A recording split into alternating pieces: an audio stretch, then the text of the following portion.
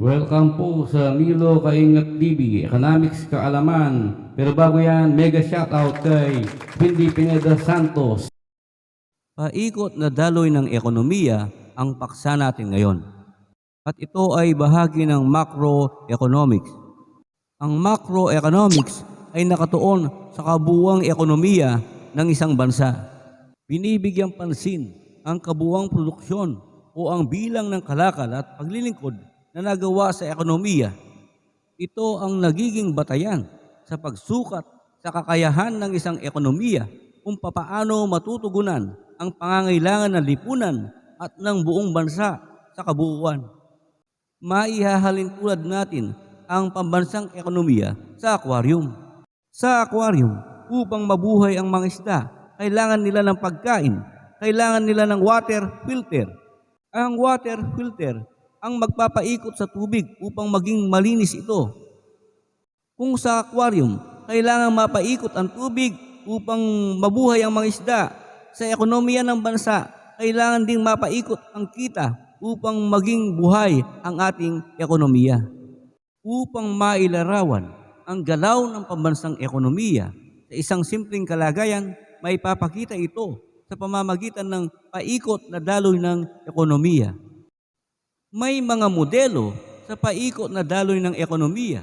Sa pamamagitan nito, may papakita ng simple ang ekonomiya ng bansa. Ang modelo, mali ang larawan. Palitan yan, fashion model yan. Ang modelo ay representasyon ng isang konsepto o kaganapan.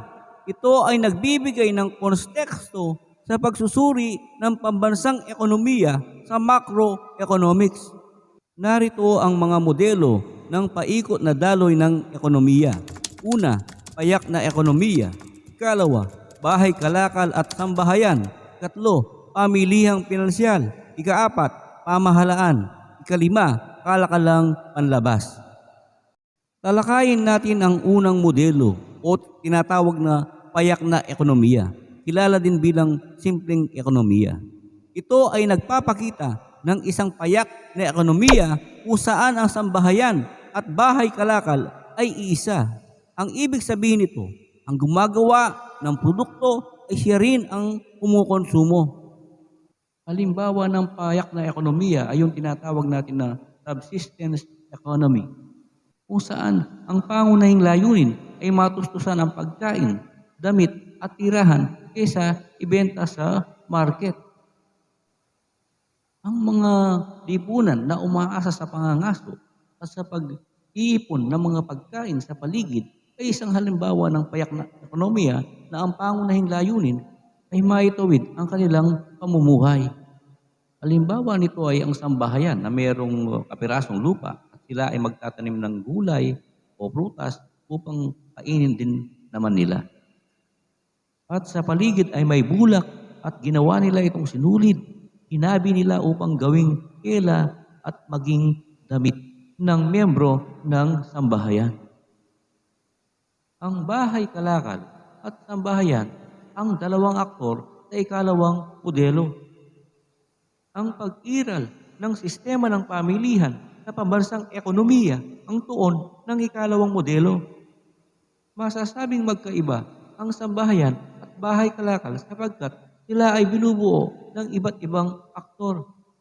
Ating tunghayan ang figura upang lubos nating maintindihan ang ikalawang modelo ng pambansang ekonomiya. May dalawang uri ng pamilihan sa pambansang ekonomiya. Ang una ay ang factor market, kung saan ito ay pamilihan ng mga salik ng produksyon.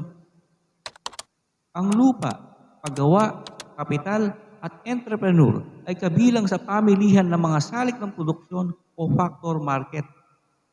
Ang ikalawa ay ang goods market o commodity market. Kilala ito bilang pamilihan ng mga tapos na produkto o commodity. Samantalang ang bahay kalakal ang tanging may kakayahang lumikha nito. Subalit, bago makalikha ng produkto, kinakailangan ng bahay kalakal na bumili o umupa ng mga salik ng produksyon. Dahil ang sambahayan ang may supply ng mga salik ng produksyon, nakikipag-ugnayan ang bahay kalakal sa sambayanan sa pamamagitan ng pamilihan ng mga salik ng produksyon. Bilang input sa produksyon, bibili ang bahay kalakal ng mga serbisyo ng mga manggagawa ng lupa at ng entrepreneur upang makagawa ito ng mga produkto at serbisyo na ipagbibili sa pamilihan ng mga tapos na produkto at serbisyo. Pasahod ang kailangang bayaran ng bahay kalakal sa paggamit niya ng paggawa. Ang renta o upa ay kailangang bayaran ng bahay kalakal sa paggamit niya ng lupa. Sa interes, kita ng entrepreneur, renta o upa at pasahod sa paggawa, diyan kumikita ang sambahayan. Makikita sa figura na ang mga salik ng produksyon ay palabas sa sambahayan at yan ay kukunin na o bibilhin ng bahay kalakal para maging input para sa produksyon. Sa paggamit ng bahay kalakal sa mga salik ng produksyon gaya ng manggagawa, lupa at entrepreneur, may kabayarang binibigay ang bahay kalakal. Kaya makikita natin na ang sahod, upa at tubo ay palabas sa bahay kalakal sapagkat yan ay gastos at ito ay papasok sa sambahayan bilang kita ng sambahayan. Tapos ang produksyon, makikipag-ugnayan ang bahay kalakal sa sambahayan sa pamamagitan ng pagbibenta ng mga produkto at serbisyo sa pamilihan ng tapos na produkto at serbisyo. Kaya makikita ang araw ay papasok sa sambahayan.